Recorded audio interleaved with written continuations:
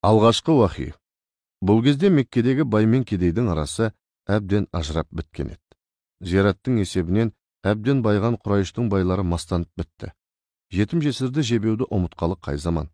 Ал Қағбаның іші пұттарға толып кетті. Қолдан жасалған құдайлар қаптаған сайын руаралық алауыздық асқына берді. Ақсақал абыздарда абырой қалмады. Бай манаптарға ғана жалпылдап, жағымпазданатын мал кеуде надандар қаптады. Сахарада жаяу жалпы ел аралау өте қауіпті. Жол торған ұры-қары сұрауы жоқ мүсәпірді өлтіре салатын. Ел ішінде жын перімен тілдесетін сиқыршылар көбейді. Оларды кахин деп атайтын. Олардың тағы бір белгісі аяқ астынан ақын болып кететін. Ондай ақындар сөз сатумен айналысатын. Қай бай ақысыз тойдырса, соның құдайы мен ата бабасын сағаттар бойына мақтап жыр оқитын. Мұхамбет оларды жек көретін. Ол осындай кезде елден жырақтап, Хира тауындағы үңгірге барып, ораза ұстап, ойланып толғанып отырады.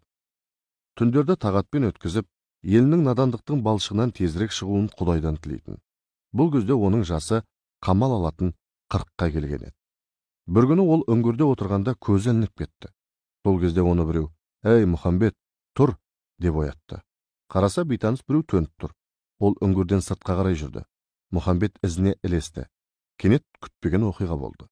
Әлгі адам қолдарын қағып жіберіп еді, қанат пайда болып көкке көтерілді. Жайған қанаттың екі ұшы Сафа мен Маруа тауын жалғап тұрды. Оның бір қауырсыны жерге түссе, бүкіл Меккені жауып қалатындай үлкен екен. Көкте күн тұтылды. Мұхамбет шошып кетіп, «Ей, жынсың ба, персің бе?» деп айғай салды. Сол кезде ол, «Мен Жебірейіл періштемін. Сөзімді тыңда. Ұлық Алла сені адамдар мен жындарға пайғамбар етті.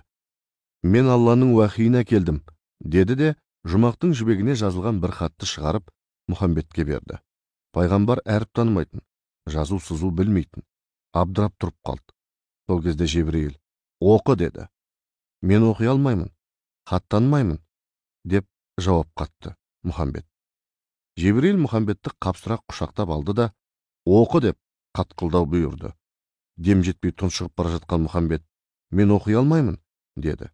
Үшінші ретте Жебірейіл бұрынғыдан да қаттырақ қысқаны сонша, Мұхамбеттің қабырғалары сынып, демі үзілуге шақ қалды. «Оқы деймін саған» деді. Мұхамбет жібектен ешқандай жазу көрмеді. «Мен оқи алмаймын» деді тұншығып. Сол кезде Жебірейіл оның көңіл көзін жауып тұрған пердені жыртып жіберді. Мұхамбеттің жүрек көзі ашылды.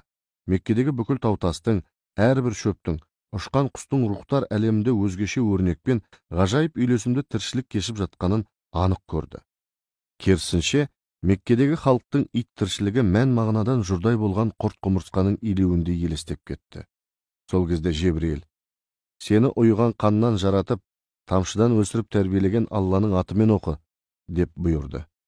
Әрғарай Мұхамбеттің өзі еркінен тыс әдемі ұйқаспен өрілген өнегелі сөздерді тасқын судай төгіп жіберді. Бұл келген бірінші уахи еді. Әлемге Құран түсті. Кейін бұл аяттар Құранда Иқра деген сүренің атымен сақталып қалды. Құранның алғашқы аяттары оқылып болған соң, Жебірейіл көзден ғайып болды. Оқиғаның күтпеген жерден болғаны сонша, пайғамбар өңі мен түсін айыра алмай қалды. «Мені жын қағып кетті. Перілер менен кәхин жасағысы келеді» деп үрей ұшты. Үйіне жеткенше асықты. Келді де Хадишаға, «Тоңып барамын, үстіме тонымды жап» деп төсекке құлай кетті. Хадиша айтқанын екі етпеді. Ерінің сұсы қашқан түрін көріп, «Мұхамбет, саған не болды? Кімнен қорықтың?» деді. «Мені жын пері қуалап жүрген сияқты. Менен кәхин жасағысы келеді. Менің кәхиндерді қалай жек көретінімді жақсы білесің ғой.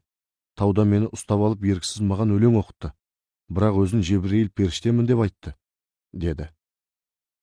Хадиша саспады. «Әй, Мұхамбет, ол не де болса Жебірейілдің өзі. Себебі сен әділетті адамсың.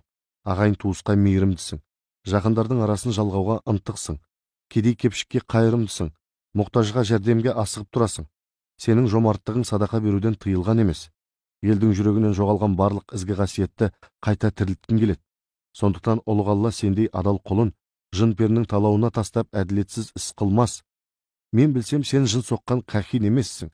Сен уахи алған хақ пайғамбарсың» деп ерінің жігерін жанып, сенімін нығайтты.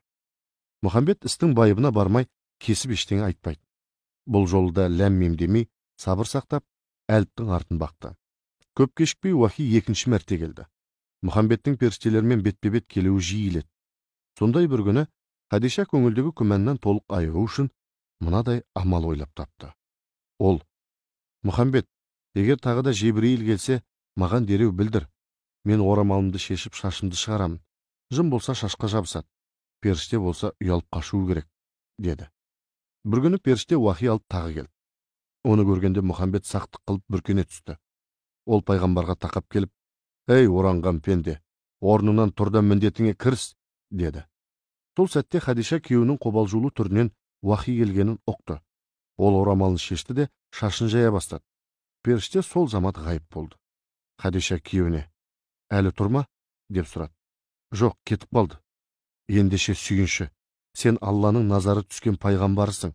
Енді күмәнді жой», деді де: «Ашхаду ан ла илаха иллалла ва ашхаду анна Мұхаммадан ғабдуху ва расулу» деп кәлима шахадат айтып, Хадиша ең бірінші мұсылман болды.